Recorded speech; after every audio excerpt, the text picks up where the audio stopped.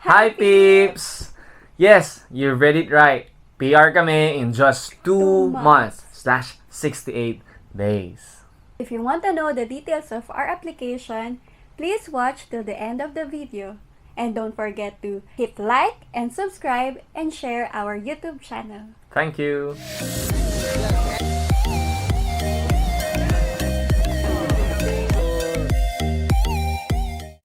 So ayun na nga mga peeps, we got our PR approval in just 68 days. So bago tayo mag-start, let's introduce ourselves muna. I am Caleb, Project Manager dito sa Singapore. And ako naman si Patricia, ang may bahay ni Caleb. At isa naman akong internal auditor sa isang reinsurance company dito sa Singapore. Yes, siyempre pakilala din natin si Baby Kale. Baby Yes. Kale, ang aming baby, ang aming panganay, na lalaki. So, nasa Pilipinas siya ngayon. Hi, Baby Kale! Hi, Baby Kale. Shoutout sa'yo. So, we were both working here in Singapore as an OFW. We are turning like 7 years na. So, 7 years. Yes. So it all started last year lang, August 2023. Nag-decide kami na mag-prepare ng mga documents for our application sa Canada. Inumpisahan namin sa education credential assessment sa WES or World Education Services last August 16, 2023. And then, nag-apply na rin kami for CELPIP, yung Canadian English Language Proficiency Exam. So, yon ginawa naman namin yon August 17. And then, we have to wait for the earliest slot. I think that was September 23 para sa exam namin. At dito din kami nag-take sa Singapore. Then, ayun na nga, after preparing for the exam, nag-review kami ni Caleb. September 23, nag-exam kami. Just after 4 days, lumabas na yung results. Yes. And nag-email sa amin yung sa CELPIP. Then yun, Buti na lang. praise God. Yes, praise Pasado God. kaming dalawa. Pasado kaming dalawa. So, yun. We will do a separate vlog for the preparation nung CELPIP namin. Kasi naalala ko pa nun, di ba? Nag-library pa tayo. Yan. Tapos pag nag-uusap kami, merong isang araw na puro English. Pero hindi namin nagagawa. Oo. Nasanay kasi kami dito sa Singapore na Singlish. Singlish. Then yung Yeah. proper grammar, ang hirap. Like that, Ken, me. Yala. And then, nung September 30, yung West, nakuha na namin yung report namin. So, ayun, nung na-complete na yung sa CELPIP tsaka yung sa WES, nag-create na ng express entry profile si Caleb. Inantay muna namin na dumating yung dalawang documents. Although, pwede namang mag-create ng profile tapos i-save lang. Pero, inantay na namin para isahang submission na lang. Yes. And gaya nga ng sabi ni Pat kanina, we are under PNP, Provincial Nominee Program, specifically for Alberta, Canada. Yun, ako nga yung main applicant namin. I created my express entry profile last year, October 3, 2023, with only 388 points.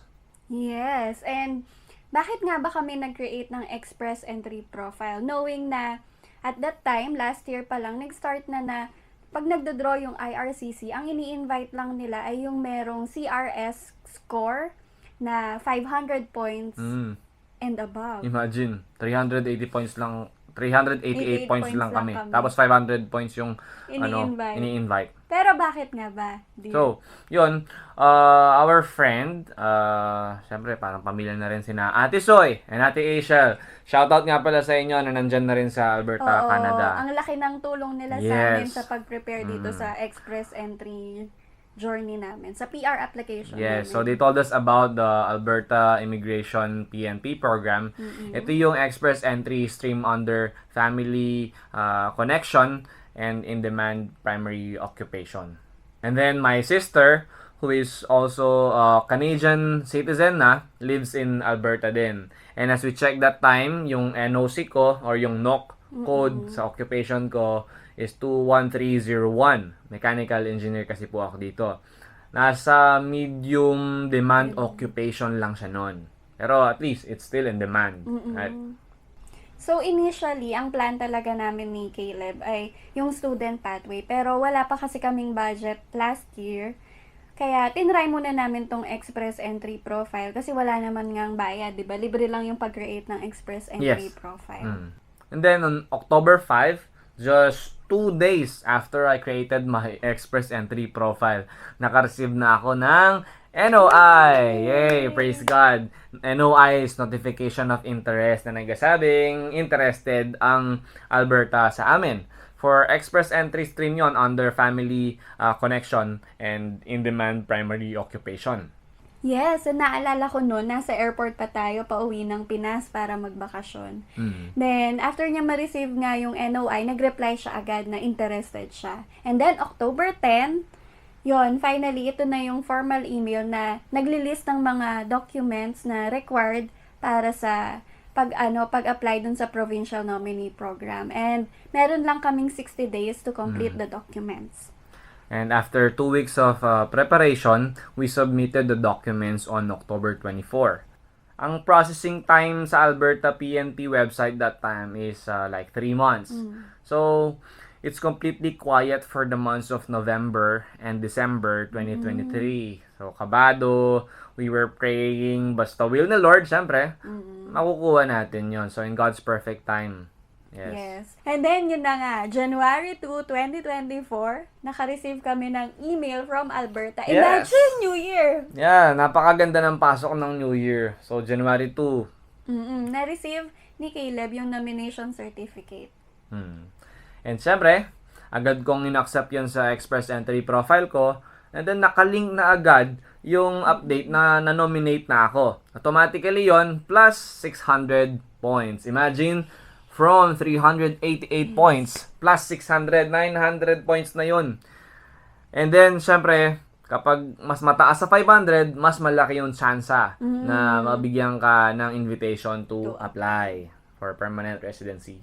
Then, after a week, January 10, 2024, na-receive na nga namin finally yung ITA or Yes. invitation to apply from IRCC. And dun sa email na yon, nililist nila yung mga documents na kailangan and we should submit all the documents within 90 days. Grabe yung kaba natin nun, no? Grabe din yung excitement namin. Halo-halo, Doble-doble. So, yun. Kabado. Siyempre, alam natin na excited tayo, pero kailangan yung mga documents mo, talagang salain mo yun. Kaya salamat ulit kay Ate Soy, Soy. no? Talagang nagbi-video call pa kami ni Ate Soy para talagang i-run through yung mga documents bago namin talaga i-submit. Oo, very careful kami doon kasi may mga nabasa ako na date lang ng birthday, nagkamali ng isang digit, ganyan. Siguro kabado siya nung nag-fill up ng data. Then, nasubmit niya, mali yung date of birth. Naglilid pala yun sa misrepresentation. So, Yes. dapat careful po tayo, yung mga nagbabalak din mag-apply na i-double, triple, or Check. Yeah. talagang i-check ng maigi. So yun, again, ako nga yung main applicant sa application namin, and then ang dependents ko si Pat and si Baby Kale. So ano-ano nga ba yung mga pin-prepare namin? So number 1, educational documents. So ito yung mga diplomas, degrees, starting from high school ako, yung Form 137, and then sa college, yung diploma ko, yung transcript of records, and then syempre nag-take ako ng board exam for mechanical engineering, yung license ko. So yun, kinompile ko lahat ng educational documents ko. Sinama ko lahat yun. Then, number 2, proof of PR or citizenship of sibling. Yes, sabi ko nga, yung sister ko, si Ate Juvie, na citizen na siya sa Canada. So, hiningi ko lang yung copy ng passport niya to prove that she is a citizen na sa Canada. And then number 3, yung employment records. So, yon, hiningi ko lang yun sa HR namin, request ko. Huwag natin kakalimutan sa employment records, sa employment history natin, yung letterhead ng company mo, yung roles and responsibilities, per position, kung na-promote ka man starting from engineer, kasi ako starting from project engineer, assistant project manager, and then currently is a project manager nga. So, roles and responsibilities, yung salary mo per position, no? So, yon, wag mo rin kakalimutan, syempre, yung pirma ng director, CEO, or owner ng company. So, yon, lahat ng yon, Very cooperative naman ng HR ko, yung company ko, napaka-supportive. Salamat sa tulong ninyo, sa support ninyo sa akin. So, yon, napasa ko rin yon. So, for underemployment records. Then, number 4, proof of residency in Canada of sibling. So, sinabit naman ni Caleb yung proof ng address ng ate niya. Dahil may bahay sila doon, yun yung sinabit niya yung document ng address ng ate niya. Yes. And then next is yung proof of sibling relationship. Siyempre, paano mo maipo-prove yon? Yung birth certificates namin. So, yon, kinompile lang at sinubmit ko rin. Then, number 6, ito na yung proof of funds or proof of financial support. So, dito naman, sinubmit namin yung 6 months bank statement tsaka 6 months na payslip namin ni Caleb. Then, sinubmit niya yung bank account niya, details. Ako din yung bank account details ko. Tapos, nag-submit din kami ng letter as a supporting document na ina-allow ko at may access si Caleb dun sa account ko. Dahil nga, hindi to joint account. So, kanya-kanyang bank account namin. Kaya may letter na gano'n. And then next, yung digital photo. Digital photo, alam na ng mga photographer yan. So, pumunta lang kami sa photographer. Sinabi namin it's for Canada, PR application. Tapos yun, mabilis lang din. Wag mo lang kakalimutan na magdamit ka lang ng formal, syempre. Pero minsan naman, mayroon naman ng mga nag-e-edit ng uso na yun ngayon. Syempre. Okay, then next naman ay yung passport namin. Then, in-scan namin lahat ng pages ng passport. Tapos, itatabulate kasi doon yung travel history within 10 years. Yes. So, dito din sa travel history, we should be careful and lahat ng dates accurate dapat. Lalo na kung madami kayong travel. Kami pa naman mahilig kaming Mag-travel kahit laking pera, charot. Hindi kasi malapit lang yung Singapore sa Malaysia. So, usually doon kami o kaya sa Indonesia. The next is yung marriage license or certificate. Siyempre, main applicant ako, kasama ko yung spouse ko, yung family ko. So, present ko lang yung marriage certificate namin. Dito kami kinasal sa Singapore. Ay, kasal pala tayo. Oh my God. Pinakasalan kita. So, yun. Next. Yes, we are married. Yung pakita mo yung wedding ring. Pakita. Sige.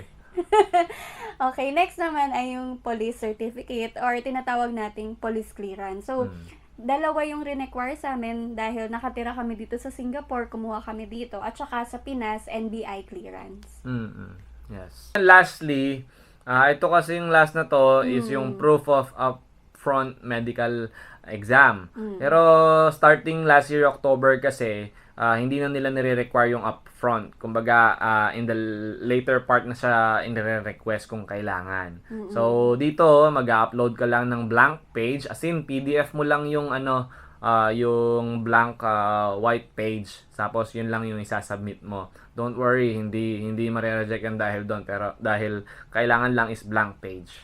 Then, after completing all the documents, February 18, ayun, sinubmit na namin lahat. Nandun yung pag-double, triple, check, tas pag-video call nga kay Ate Soy para i-run through na yung mga documents ay tama. Then, after completing all the list of documents na sinabi namin kanina, ayun, February 18, finally sinubmit na namin yung documents and within the day then, nagkaroon kami ng AOR or Acknowledgement of Receipt. Sa pag-submit namin nung February 18, nag-double, triple check, nag-run through talaga kami at in-ensure namin na accurate lahat and tama yung mga supporting documents. So, dito na nag-start yung countdown namin. Sabi kasi sa website, yung application na ganito, mag-take like 6 months. 6 months processing time. So, yun. Ito yung tipong every morning, no? Minsan, kapag malingat lang ako ng madaling araw, nag-check na ako ng email ko. So, yun, talagang pati sa account ko dun sa GIC, kung may updates na ba. Talagang sobrang kaba, sobrang excited. And then, March 22, 2024, nagkaroon ng update. Pero it's ADR, Additional Documents Request. Ano ba yung ni-request nun? So, yung ni-request ay tinatawag na IMM 5406 or yung Additional Family Information ko. Yun. So, nakita namin doon na kailangan kong fill upan yun, lahat ng details ng family ko, siblings, nasaan sila, contact number nila, email, pati ng parents. Mm. Then, sinubmit ko within the day. And, alam nyo ba, within the day, meron na namang change sa application namin. Yes. Na-receive namin yung biometric instruction letter tsaka yung medical Yes. Grabe yun. Nasa site ako nun. Oo. Nasa site ako tapos biglang nag-vibrate yung phone ko. Tapos tuloy-tuloy parang 3 set na email per sa biometrics, sa 3 set para dun sa medical request. Yun. I immediately check yung mga requirements para sa biometrics saka sa medical request. So, nandito na nga kami sa Singapore. So, kailangan namin mag-register sa VFS office. At yung medical naman namin, pumunta kami sa Fullerton Health. Nag-book kami ng appointment agad-agad kasi sobrang excited namin. At si Kale, si Baby Kale, dahil nasa Pilipinas pa nun, sa St. Luke's BGC namin siya binook ng appointment. Then, ayun nga, March 26, nag-appear sa GIC account ni Caleb na biometrics completed na kami. And then, after a week ulit, April 2, nag-appear naman yung medical pass. So, ibig sabihin, completed na yung mga additional requirements. And after waiting, just after 3 weeks, April 26, na-receive na namin yung tinatawag nilang golden email or passport request letter galing sa IRCC. Grabe, alam niyo yung email title nun? Title pa lang talagang sobrang nakakakilabot na. Kasi ang title niya, Ready for Visa. Madaling araw mo yun na-receive, Yes, diba? madaling araw ko na-receive yun. Ng Sabado. Magsasabado. Oo. Magsasabado. So, yun, talagang grabe. Ginising kita nun, di ba? Talagang 3 a.m.